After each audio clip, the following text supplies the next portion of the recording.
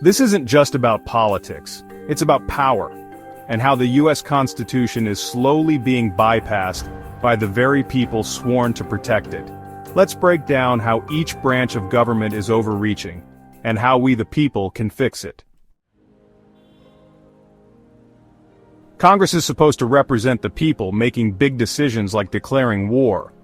But the last time Congress declared war was in 1941, World War II. Since then, it's been police actions and authorized uses of military force.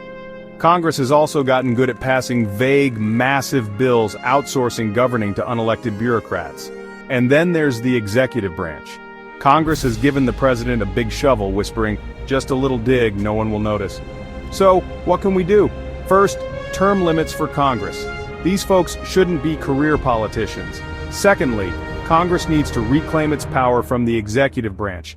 No more blank checks for wars or vague laws. And finally, ban lobbyist donations.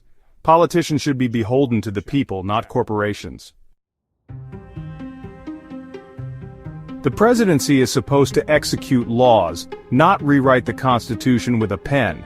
Take student loan forgiveness, noble, but it should be debated by Congress, not decreed by executive order. Presidents have also stepped into the void left by Congress on war declarations, drone strikes, troop deployments, military interventions, all without Congress. Federal agencies wield immense power due to vague laws Congress passed and forgot about.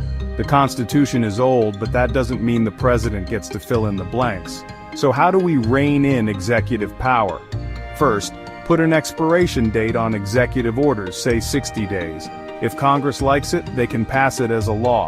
Second, strip away emergency powers unless renewed by a supermajority in Congress. Emergency powers have become a get-out-of-jail-free card for presidents. And finally, create a publicly accessible database of every active executive order. Transparency is key. Presidents shouldn't have unchecked power. We need clear boundaries, and Congress must step up to its responsibilities. The courts gaveling away your rights.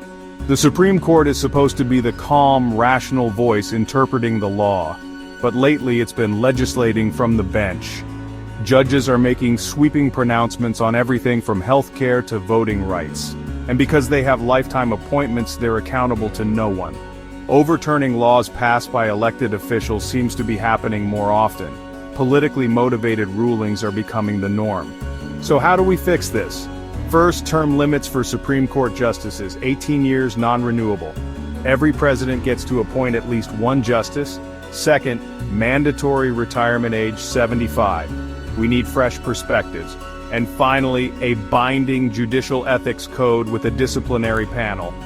The Supreme Court is currently the Wild West of ethics. There's a code of conduct, but it's more like a suggestion box. We need accountability. The judiciary must be impartial and fair. The states' laboratories of liberty, under federal surveillance. States are supposed to be laboratories of democracy, free to experiment with policies. But the federal government has been overbearing, imposing rules and mandates. Take education. The federal government threatens to withhold funding from states that don't implement certain rules. Shouldn't states decide what their kids are learning? And gun control? States declaring themselves Second Amendment sanctuaries are targeted by the federal government. The Founding Fathers gave power to the states for a reason. So, how do we restore the balance of power? First, reaffirm the 10th Amendment. Any powers not given to the federal government are reserved for the states. Second, ban federal mandates without full congressional approval and funding. No more unfunded mandates. And finally, reward states for innovation and success. When states are strong, the country is strong. Let's incentivize creativity and solutions. Black screen, text fades in. Government overreach doesn't happen all at once, it happens when we stop paying attention. It's time to push for term limits, checks on executive orders, judicial accountability, a convention of states. The Constitution can still protect us, but only if we protect it. Fade out to American flag, website, or IG handle overlay, subscribe and follow call.